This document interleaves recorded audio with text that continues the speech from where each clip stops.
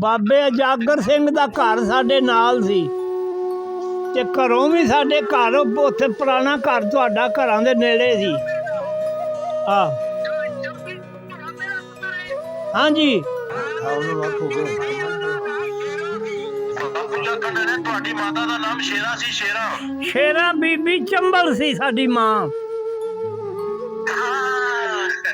ਇਹ ਵੀਜ਼ਾ ਬਣਵਾ ਕੇ ਆਓ, ਫਿਰ ਇੱਕ ਵਾਰੀ ਮਿਲ ਜਾਓ ਤੇ ਫਿਰ ਅਸੀਂ ਵੀ ਮਿਲਣ ਆਵਾਂਗੇ। ਵੀਜ਼ਾ ਲਵਾ ਕੇ ਮਿਲਣ ਵਾਸਤੇ ਆਓ ਕਹਿੰਦਾ, ਫਿਰ ਅਸੀਂ ਵੀ ਮਿਲਣ ਆਵਾਂਗੇ।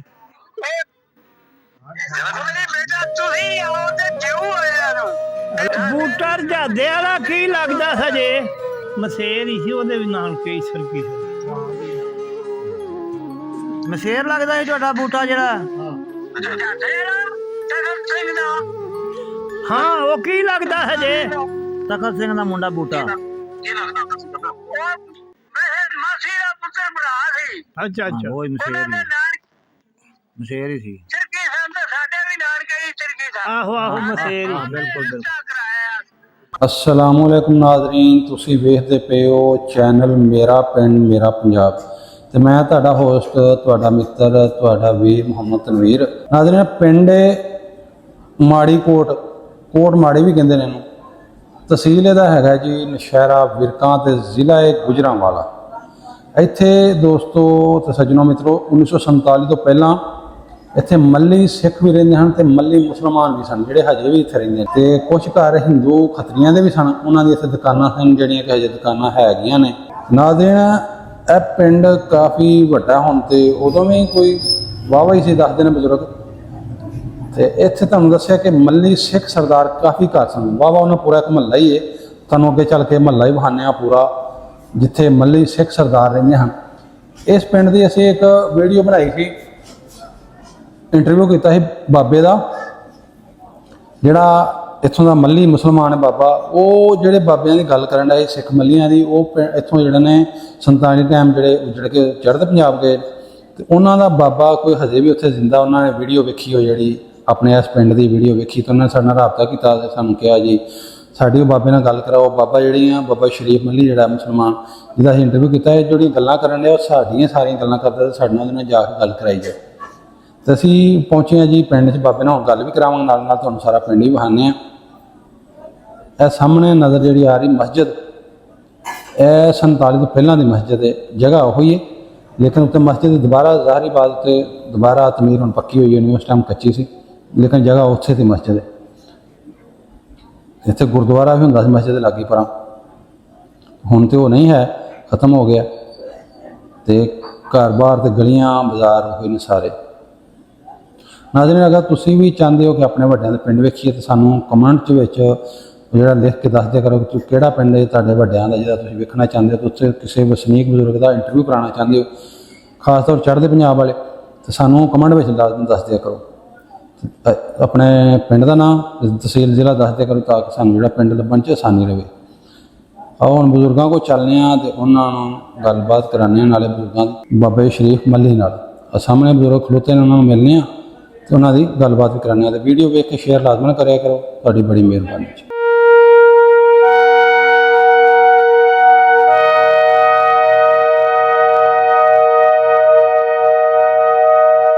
बाबा जागर सिंह वीर सिंह सके भाई सन दोवे। बाबा मुंशी संदोख सिंह। हाँ अच्छा। ते मैं वड्डा मेरा ताया नवाब सी, छोटा मराज सी, छोटा मेरा अब्बा रामत सी ते छोटा खुशी मोहम्मद सी चाचा साडा। ते बाबे मामदीन दे पोतरे सी, बाबा मामदीन मल्ली।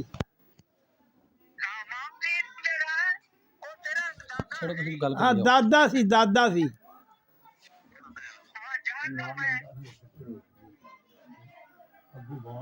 हाँ जी केड़ी जगह रहिंदे हो तुसी हुण?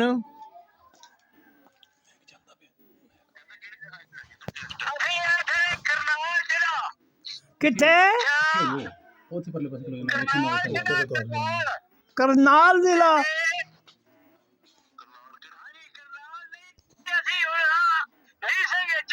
अच्छा अच्छा और सब खैर खरीयत है ना सारी टाबरी बरादरी राजी है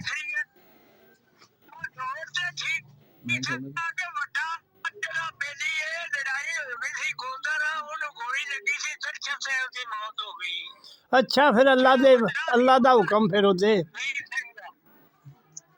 बाबे जागर सिंह दा घर साडे नाल सी ते घरों भी साडे घर उत्थे पुराना घर तुहाडा घरां दे नेड़े सी आ हाँ जी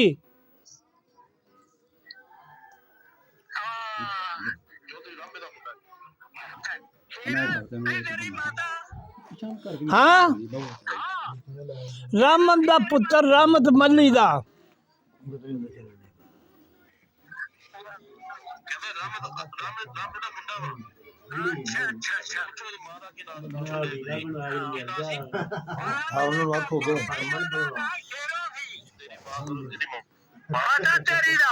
हाँ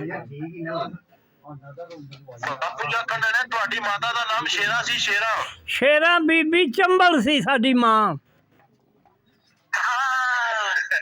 ਆ ਗਿਆ ਸਾਡੀ ਪਰਚਾਈ ਸੀ ਨਹੀਂ ਅਸੀਂ ਇੱਕੋ ਹੀ ਆ आ साडी उम्र दे ही होए ਐਸੀ ते नाले बजुर्ग फिर गल्लां दसदे रहिंदे मैनूं ए वीजा बनवा के आओ फिर एक बारी मिल जाओ ते फिर असीं भी मिलन आवांगे ਕਹਿੰਦਾ ਵੀਜ਼ਾ ਲਵਾ ਕੇ ਮਿਲਣ ਵਾਸਤੇ ਆਓ ਕਹਿੰਦਾ ਅੱਛਾ फिर असीं भी मिलन आवांगे ਜਦੋਂ ਮੇਰੀ ਬੇਟਾ ਤੁਸੀਂ ਆਓ ਤੇ ਜਿਉ ਆਇਆ ਨੂੰ ਹਲਾ ਮੈਨੂੰ ਪਹੁੰਚਦੇ ਨੇ ਮੈਂ ਕਾਫੇ ਨਾਲ ਘੋੜੇ ਤੇ ਆਏ ਆ अच्छा ਇਹ ਸਰਕਿਆਂ ਦੇ ਨਾਲ ਕਾਫਾ ਸਾਡੇ ਨਾਨਕੇ ਹੀ ਸਰਕੀ ਸਨ आ ईसर की तुहाडे नानके सन ए बाबा जी तुहाडा नां की है ਦੇਖ ਸਿੰਘ हाँ ਮੈਂ ਤੁਹਾਨੂੰ ਛੋਟਾ ਮਾਂ अच्छा ਇਸੇ ਦਾ ਪੁੱਤਰ अच्छा अच्छा बूटा रजादे वाला की लगदा सजे ਮਸ਼ੇਰ ਲੱਗਦਾ ਸੀ ਤੁਹਾਡਾ ਬੂਟਾ ਜਿਹੜਾ ਬੂਟਾ ਸਿੰਘ ਕੀ ਲੱਗਦਾ ਸੀ ਬੂਟਾ ਸਿੰਘ ਤੁਹਾਡਾ ਤਬ ਜੋ ਜਿਹੜਾ ਸੀ ਤੁਸੀਂ ਤੇ ਚੁੱਪ ਕਰੋ ਸਿੰਘ ਦਾ हाँ वो की लगदा सजे ਤਖਤ ਸਿੰਘ ਦਾ ਮੁੰਡਾ ਬੂਟਾ ਕੀ ਲੱਗਦਾ ਤੁਸੀਂ ਕਹਿੰਦਾ ਉਹ ਮੇਰੇ ਮਾਸੀ ਦਾ ਪੁੱਤਰ ਭਰਾ ਸੀ अच्छा अच्छा ਉਹ ਹੀ ਉਹਨਾਂ ਮਸ਼ੇਰ ਦੇ ਹੀ ਨਾਨਕੇ ਮਸ਼ੇਰ ਹੀ ਸੀ ਚਿਰਕੀ ਸਨ ਤੇ ਸਾਡੇ ਵੀ ਨਾਨਕੇ ਹੀ ਚਿਰਕੀ ਸਨ आहो आहो मसेरी हाँ, बिल्कुल, बिल्कुल। ਕਰਾਇਆ ਬਾਦਾ ਹਾਂ ਜੀ ए तुसी हुन गोंदर जरमाने रहिंदे हो